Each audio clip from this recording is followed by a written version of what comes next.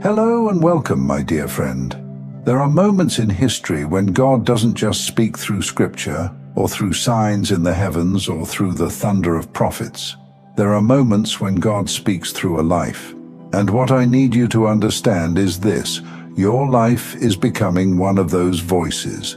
God is about to use you as proof. Not the kind of proof that debates or argues, not the kind of proof that demands attention, the kind of proof that simply is. The kind that silences questions without saying a word. The kind that makes even doubters lean back and whisper, "Something greater is moving here." You may not see it yet, but heaven has been shaping you for this exact purpose. While you've been walking through fire, others thought you were just surviving. But in reality, God was engraving His name into your story. Every trial, every season of silence, every moment you thought was wasted, it was all being written as evidence. Think about it. There are people who only believe in what they can measure, who only trust what they can explain. And yet, when they encounter you, explanations begin to crack. Your endurance doesn't make sense to them. Your joy after heartbreak doesn't add up. Your peace in storms feels unnatural, and that's because it is. It's supernatural. God has set you apart as a living demonstration.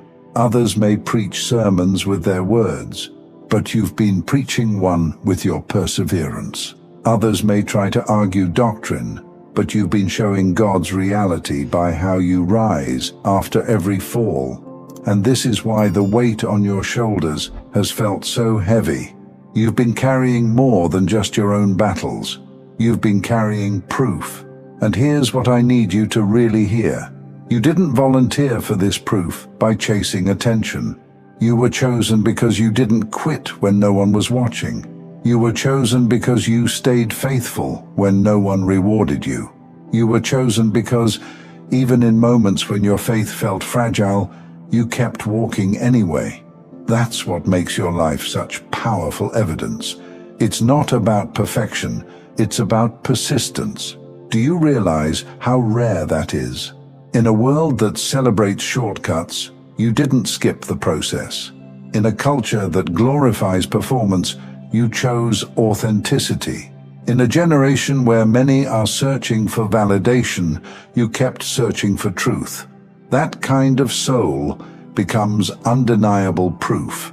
This is why people feel a mix of awe and confusion around you. They may not know how to articulate it, but something about you unsettles their explanations. And that's exactly the point. Your existence was designed to reveal what intellect alone cannot.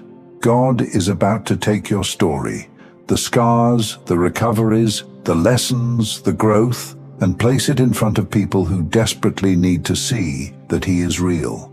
And when they look at you, they won't just see survival, they'll see divine fingerprints.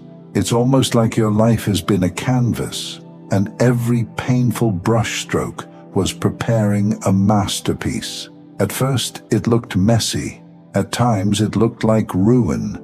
But now, the image is becoming clear. And when people step back to see it, they'll realize they aren't just looking at you. They're looking at God's work. And here's what's wild. You may feel ordinary. You may look at your own reflection and still see cracks.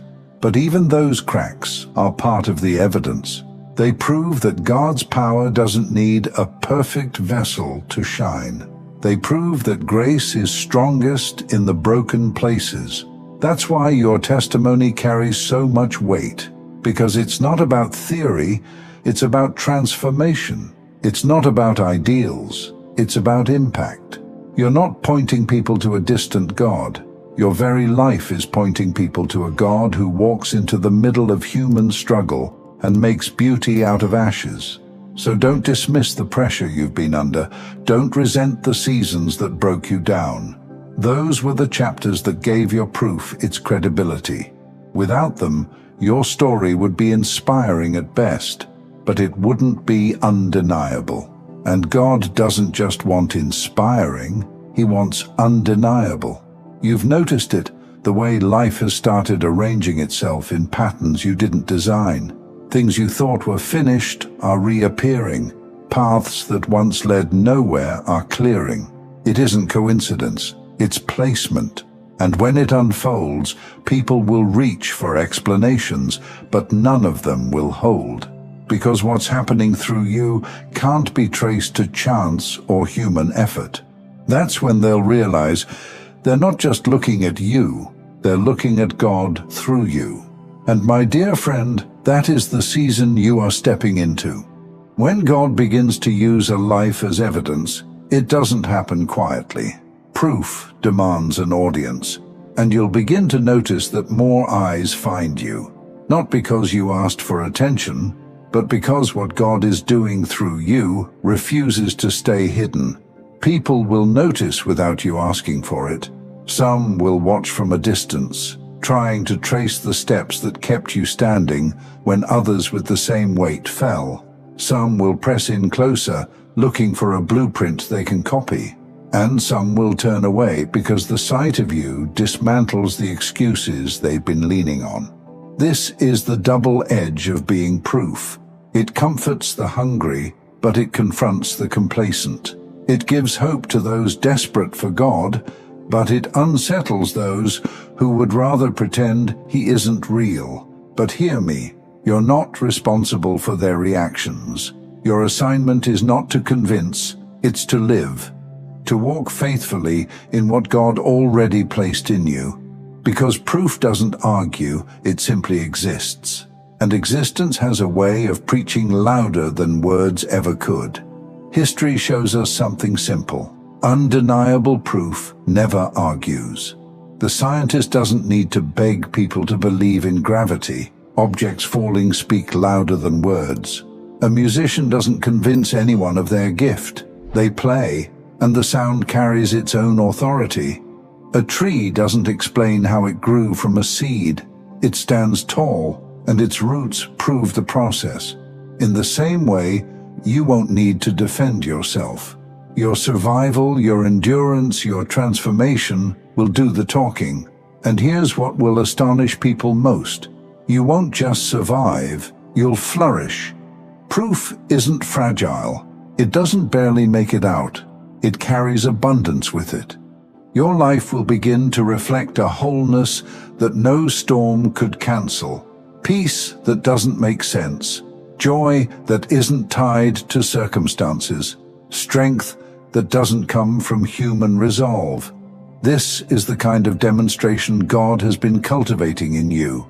And it's why certain opportunities felt delayed. Heaven wasn't holding you back. It was preparing you so that when the unveiling came, the evidence would be undeniable. But with this unveiling comes weight. Being proof is not casual. It's holy. It means your choices ripple further. Your presence changes atmospheres. Your integrity matters more than ever.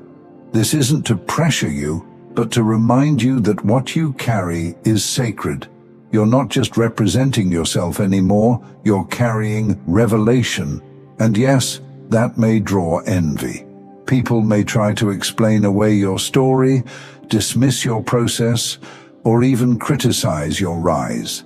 But their resistance is just another layer of evidence, because only undeniable proof creates that kind of unrest. So don't dilute yourself to ease their discomfort. Don't second-guess the assignment because the spotlight feels strange. You weren't preserved this long to retreat now. Instead, lean into it. Let your life keep speaking. Let it keep testifying in boardrooms and living rooms, on quiet mornings and loud evenings, among strangers and among those who thought they knew you.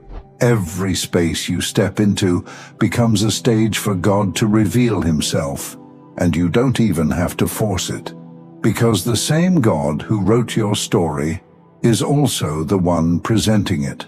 And when He presents a life, no opposition can bury it, no scheme can distort it, and no power on earth can silence it. You are walking into days where your presence itself will answer questions people didn't even know how to ask, where someone will look at you and without you saying a word, feel hope rise inside them, where the doubter who swore they'd never believe will wrestle with the fact that you exist because your story removes the option of denial. And this is just the beginning. Because being proof isn't only about validation, it's about multiplication. The evidence you carry will plant faith in others. Your endurance will spark courage in those who wanted to quit. Your transformation will ignite hunger in people who thought they were too far gone. This is why God preserved you. Not just for survival, but for influence. Not for titles or applause, but for impact that stretches further than you realize. So walk boldly into this. Not arrogantly, but boldly.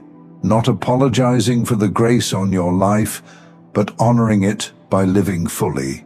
Because when you shine, the glory doesn't stay with you. It points upward. And one day, when people retell your story, they won't say, "Look at what they did." They'll say, "Look at what God did through them." That's what it means to be proof.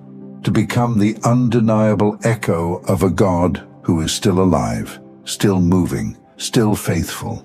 And my dear friend, whether you feel ready or not, that's exactly who you are becoming. Thank you so much for taking this journey with me. If you found value in this message, please like the video and share it with others who might benefit. Don't forget to subscribe and continue your amazing journey by watching one of the videos showing on your screen that resonates with you the most. See you there.